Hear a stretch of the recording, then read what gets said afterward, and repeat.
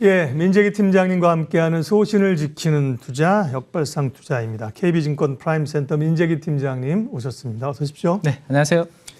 예, 주가가 어제 28포인트 올랐습니다. 2,540. 네. 2,500을 뛰어넘으니까 대형주가 오니까 순간적으로 가는데요. 업종별 기싸움이 이제 치열합니다. 2차 전지 독주에서 다른 업 섹터들이 좀 올라오고 있는데 시장 점검해 주십시오. 네, 지난주에 우리 이 시간에 이제 연초 이후에 이제 코스닥이 너무 많이 올라서 코스피가 이제 4월 달에는 좀 키 맞추기를 할 수 있는 그런 가능성이 있다라는 말씀을 드렸는데 오늘은 오래간만에 이제 코스피가 코스닥 대비해서 좀 상승세를 보여주고 있네요. 근데 이제 오늘 새벽에 미국 증시에서도 이제 변동성이 좀 컸었습니다. 오전장에는 좀 하락 출발을 했다가 뭐 경기가 연착륙하지 않겠나, 그리고 연준의 금리 인상이 이번에 한 차례도 뭐 올리면 이제 동결 내지는 하반기에 인하되지 않겠어라는 그런 기대감이 좀 만들어지면서 낙폭을 좀 줄이는 모습으로 마무리가 되었는데요. 최근에 이제 우리 시장까지 연결해서 말씀 좀 드려보면 일단 연준 금리 인상 종결 기대감 한번 보시면 표가 너무 복잡하게 이렇게 돼 있어서 글자도 잘 안 보이실 것 같은데 가장 위쪽에가 이제 위쪽이 5월 3일 날 금리 인상 확률 데이터라고 보시면 될 것 같아요. 여기가 25bp 올려서 5.25가 되는 부분입니다. 72% 정도로 지금 확률이 강하게 나타나고 있고, 그다음에 6월 달은 똑같습니다. 5.25 정도에서 머무른다라고 시장에서 예측을 하고 있고, 그 뒤로는 점점 이 형광색이 높은 쪽인데요. 이게 점점 금리가 인하되지 않겠어라는 기대감이 반영이 되고 있다라고 보시면 될 것 같아요. 여름부터는 금리를 내릴 걸로 보는 거네요. 네네, 그렇게. 그리고 이제 내일 모레 이제 물가가 나올 텐데 물가만 이제 좀 완만하게 좀 하락해지는 흐름이 되면 이러한 기대감은 더욱더 커지는 부분이 될 수가 있겠죠.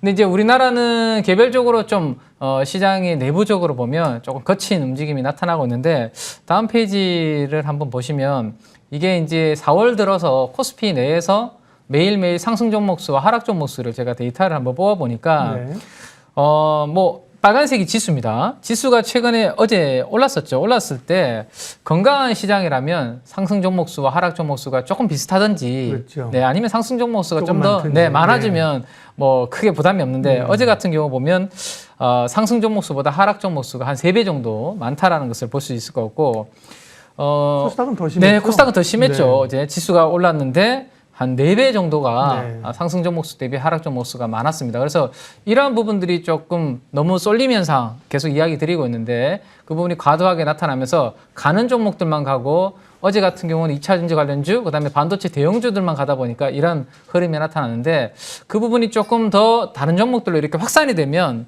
훨씬 더 건강한 흐름이 되지 않을까라는 생각을 해볼 수 있을 것 같습니다. 삼성전자 같은 경우를 한번 보시면 이틀 동안 한 1조 원 정도를 매수를 했습니다. 1조 원 정도 매수를 했고요. 외국인들이요? 네, 외국인들이 이틀 동안 1조를 샀고 하이닉스 같은 경우도 4월 들어서 조금 팔다가 이틀 연속 이렇게 이제 900억 정도 샀거든요.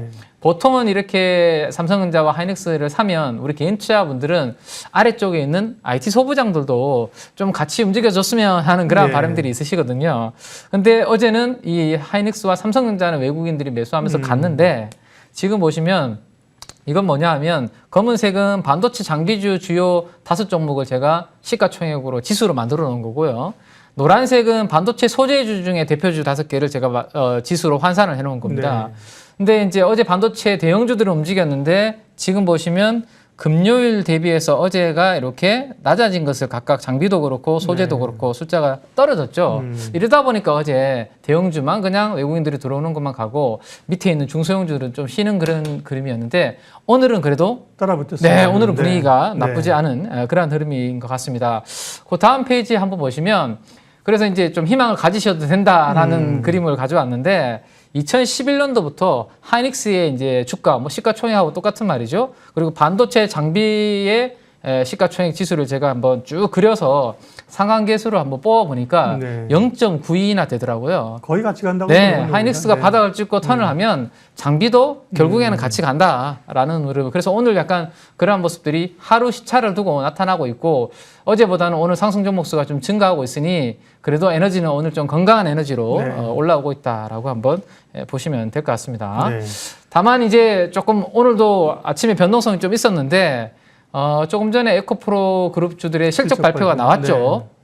실적 발표가 나오고 에코프로 비행 같은 경우는 장중에 뭐 마이너스 에코프로도 잠깐 갔다가 지금 플러스 뭐 전환 네, 노력을 하고 있는데 오늘 이 오후장까지 만약에 에코프로와 에코프로 BM이라든지 에코프로 그룹주들이 잘 지켜주면 제가 봤을 때는 실적은 지금 실적 컨센서스 추정치를 조금 하회한 것으로 지금 나왔거든요. 더군다나 에코프로는 많은 분들이 기대한 게 그 아래쪽에 있는 에코프로 이노베이션이라든지 이라는 기업들이 어떻게 됐을까가 궁금했는데 딱 실적만 숫자만 딱 내놓고 밑에 있는 자회사들에서 구체적으로 내용이 나온 게 없어요. 그러다 보니까 오후까지 한번 잘 지켜보셔야 될 거고 이 변동성을 만약에 에코프로와 이러한 그룹주들이 잘 지켜준다라면 제가 봤을 때는 이제 다음 약간 이들이 잠깐 쉬는 사이에 2차전지 내에서 다른 종목으로 덜 오른쪽으로 순환매가 나타날 수 있기 때문에 그런 부분들에 대해서 한번 관심을 두면 어떨까라는 생각입니다.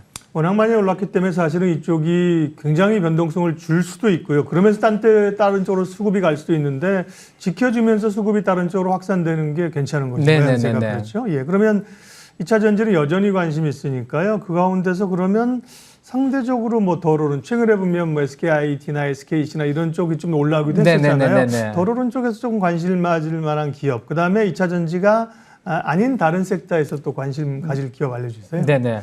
2차 전지가 급격한 가격 조정이 아니라 약간 기간 조정만 보여준다라면 충분히 저는 순환매가 나타날 수 있는 에너지는 있다라고 볼 수 있을 것 같은데 대표적으로 제가 기대하는 것은 LG화학 그리고 SK이노베이션 이 두 종목 정도로 보시면 될 것 같은데 어제 외국인들이 금액 기준으로 770억, 한 500억 정도 매수를 했는데 오늘 새벽에 제가 이게 원고를 전달해 드리면서 이 내용들을 한번 만들어 봤는데요. 한번 보시죠.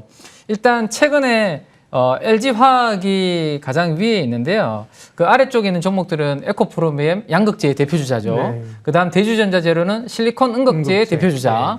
그다음 나노신소재는 CNT 쪽의 대표주자. 그 각각 대표주자들인데 상승률을 보면 연초 이후에 작게는 80%, 많게는 200% 넘게 저렇게 올랐습니다. 근데 LG화학은 이 모든 것을 지금 다 같이 하고 있는 회사거든요. 그래서 양극재도 하고 있고 음극재도 하고 있고 CNT 쪽도 LG화학은 하고 있습니다.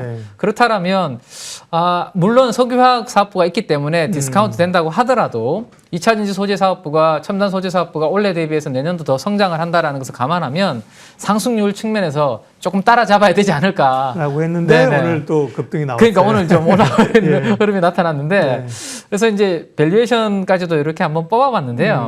나머지 대표 주자들이 이렇게 지금으로부터 1년 뒤에 포워드 기준으로 한 60배에서 100배 정도 수준에서 거래가 되고 있거든요. 그래서 LG화학이 석유화학 부분이 있다고 하더라도 뭐 양극재, 음극재, CNT 부분들을 하는 걸 감안하면 상대적으로 뭐 20배는 그렇게 부담스럽지는 않다라고 볼 수 있을 거고 일단 상승률 자체가 그렇게 높지 않다라는 걸로 정리를 한번 해볼 수 있을 것 같아요. 그리고 하나만 더 말씀을 드리면 LG화학은 이 53조 정도의 어제 시가총액인데요. LG 에너지 솔루션을 지분을 한 81% 보유를 하고 있습니다. 근데 그 지금 시가총액이 한 130조 정도 되거든요.